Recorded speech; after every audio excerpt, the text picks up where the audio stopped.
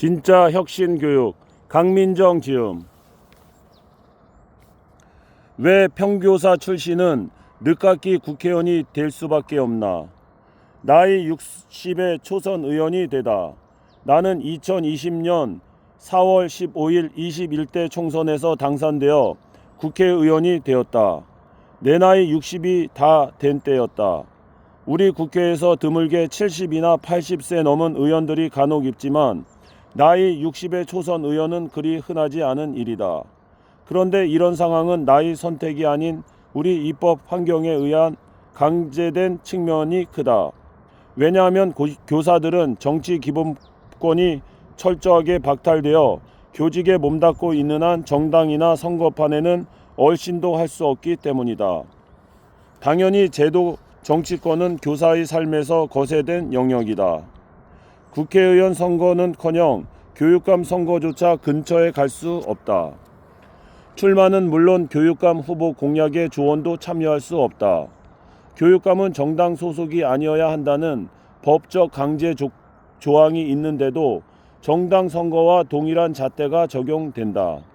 무엇보다 교육감 일이라는 게 교육 현장과 관련된 정책을 다루는 일인데 그 정책을 실행할 직접 당사자이면 현장을 잘 아는 교사들은 눈 감고 입 막은 채 그저 멀리서 지켜봐야 한다.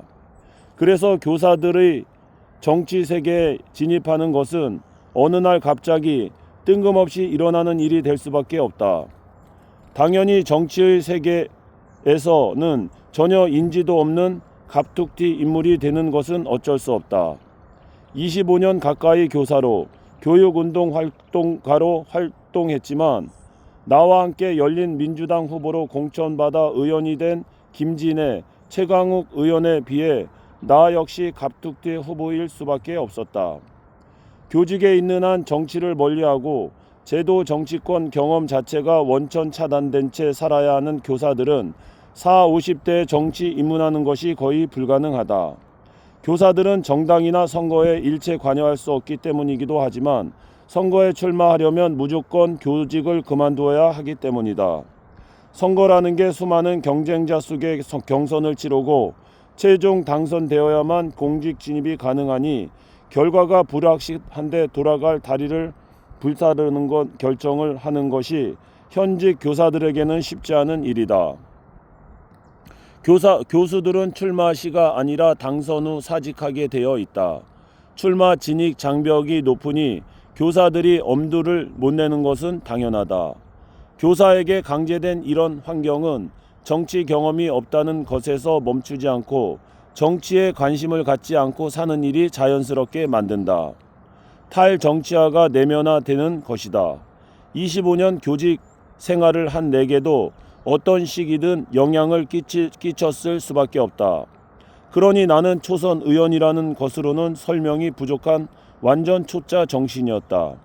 솔직히 말하면 내가 열린 민주당 공천 후보로 이름을 올릴 때 나와 같이 당선된 김진애 의원과 최강욱 의원에 대해 교우 관계는커녕 거의 아는 바가 없었다.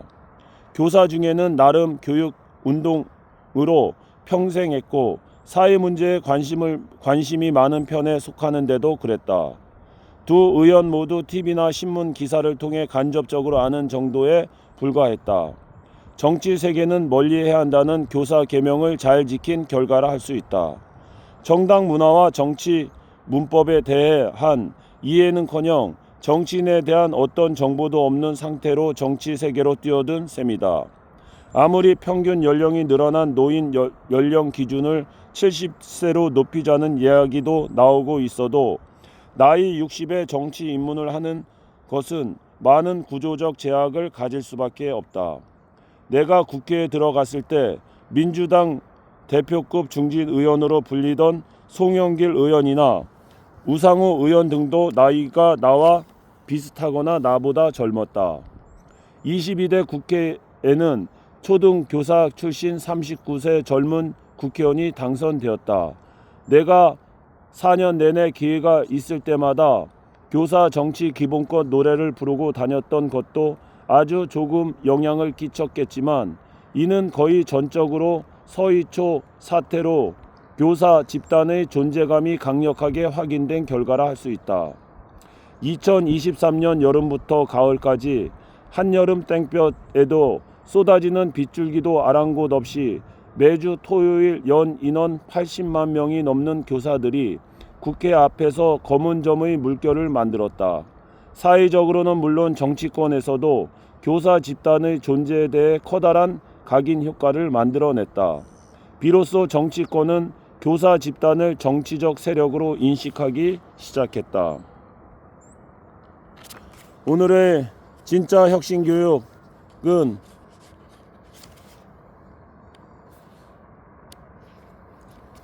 왜 평교사 출신이 늦깎이 국회의원이 될 수밖에 없나 였습니다. 오늘 하루도 행복한 하루 되십시오. 감사합니다.